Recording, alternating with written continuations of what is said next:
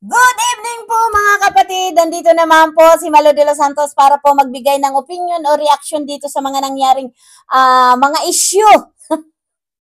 Alam niyo po talaga hindi na po mabawas-bawasan ang issue po about dito sa EDSI Jumcar. Ayan.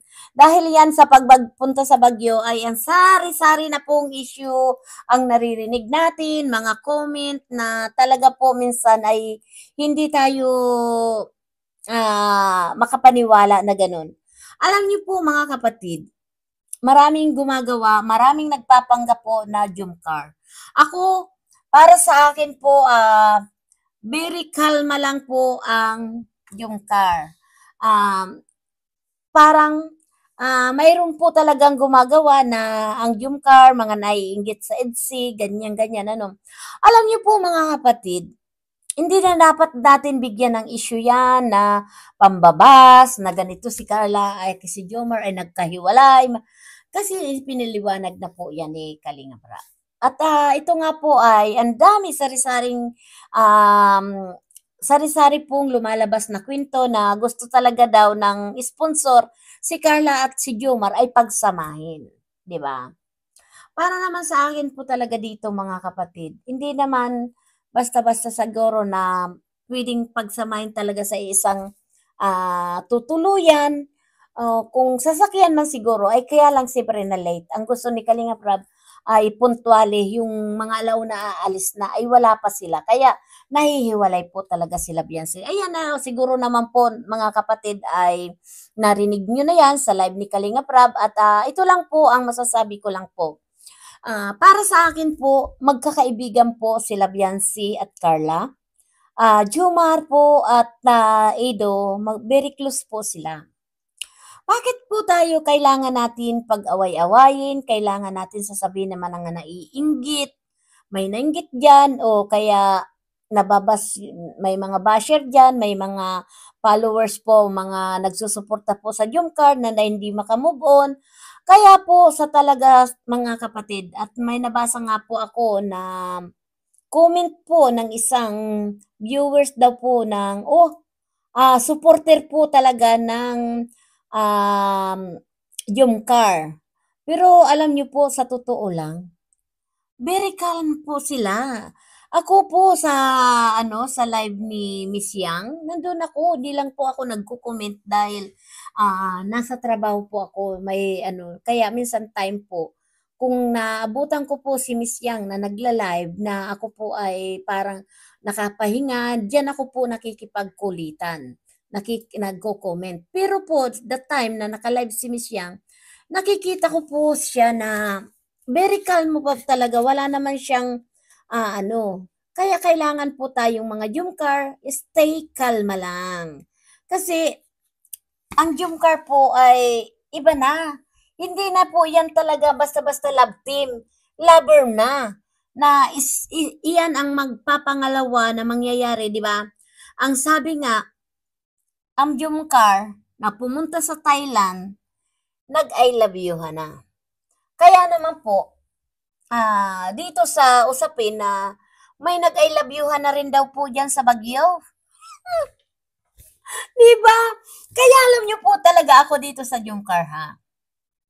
Kasi ako mas nakasubaybay po ako talaga dito sa Jumcar mga kapatid. Hindi sa ako ay sasabihin nyo, ay maki-Jumcar kasi yan eh, kaya ganun.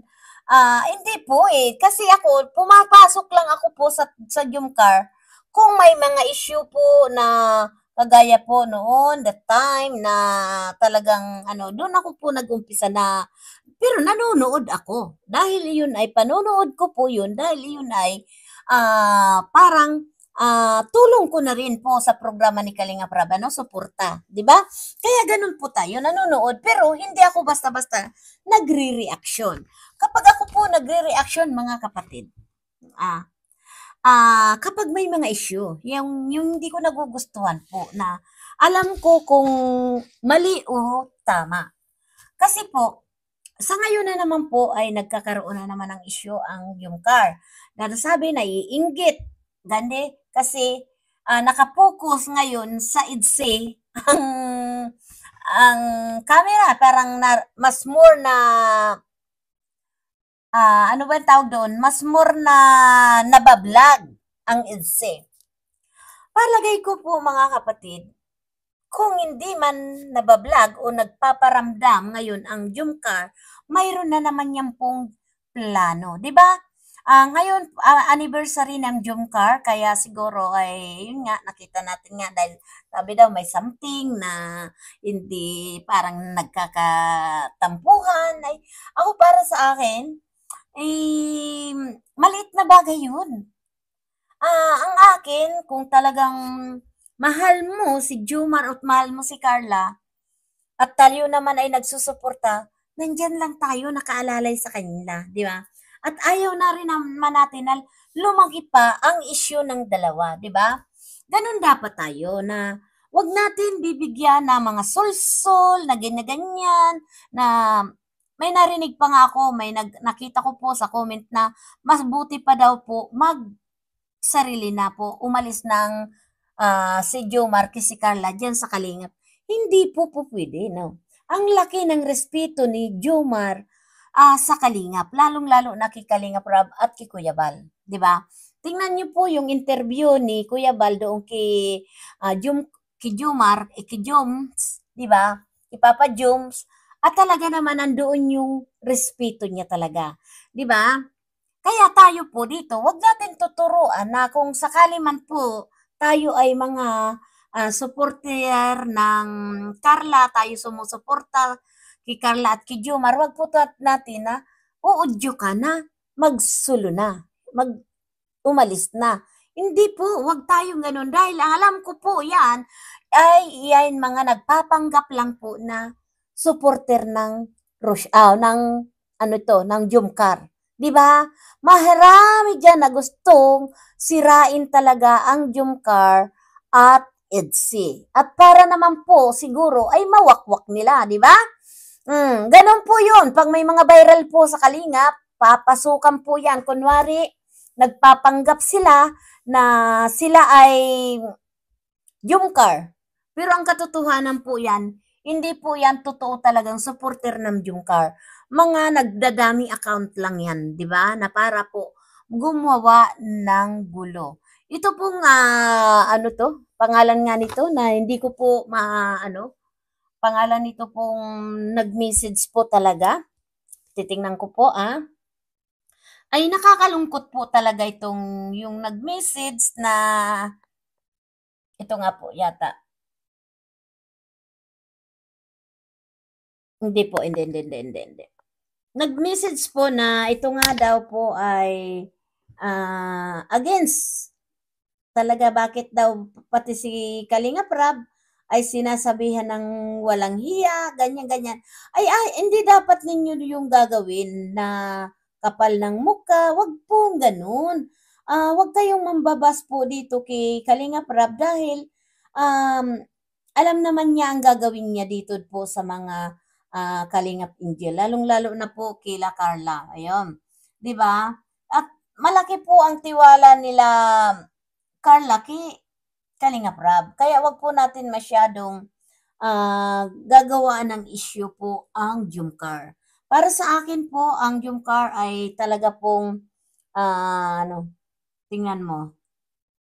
Hindi, meron po, talagang ako'y na-shock po doon sa sinabi na ang layo na kasi sakal ko ng Kaya lang po talaga mga kapatid, dahan-dahan po tayo magko-comment. Kung tayo po ay, mga kapatid, kung tayo po ay medyo parang nararamdaman natin na bakit hindi pinagsama o bakit hindi pakita si Carla kay Jomar, parang ganun. Wag po tayo masyadong mga kapatid na maging overreaction. Kasi, mayroon yan mga pinaplano. Kung hindi man yan kaagad pinakikita si Jomcar, kunwari pinaglalayo yung dalawa, at iyan po siguro may plano, di ba? Isipin na lang natin na mag-anniversary, baka may plano. Dahil nakita ko naman po talaga, sweet naman talaga yung dalawa. Wala naman issue talaga, di ba? Doon lang sa nagka-issue-issue, yung nagkahiwalay silang dalawa ni Jomar, na gusto talaga na magkasama sila at sa tirahan, sa tutuluyan dapat magkasama, ay hindi naman po puwede dahil may mga inggil. Kailangan po mga kalingap inggil, magsama-sama po 'yan, 'di ba? Ayun po ang ano, wag natin yung ihiwalay ganyan, pero ewan ko po ako sa mga Jumcar po, lalo na sa mga ano, wala akong naririnig na ganyan. Sabi nga ni Miss Yang, very kalma lang tayo, kalma, kalma, 'di ba? Mas maganda po 'yun, yung wala tayong ano, wag tayong magre-react na, overreacting na, 'di ba? Kalma lang po, kalma, kalma. Dahil po darating ang araw, magsasama din 'yan si Jomar si Carla, 'di ba? Huwag natin madaliin kasi ang sinasabi nga, ang linulutong minamadali, iyan po ang tendency na palpak po ang lasa.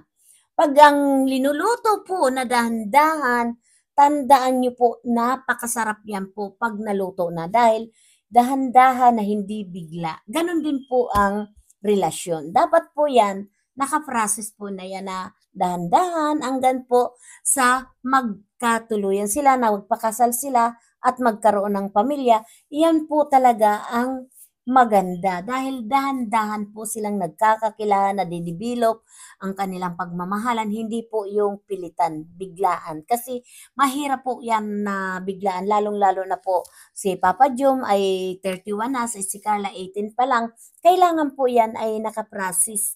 Kasi ang isang relasyon po na minamadali, napakahirap po. Hindi yan magtatagal, tandaan niyo po.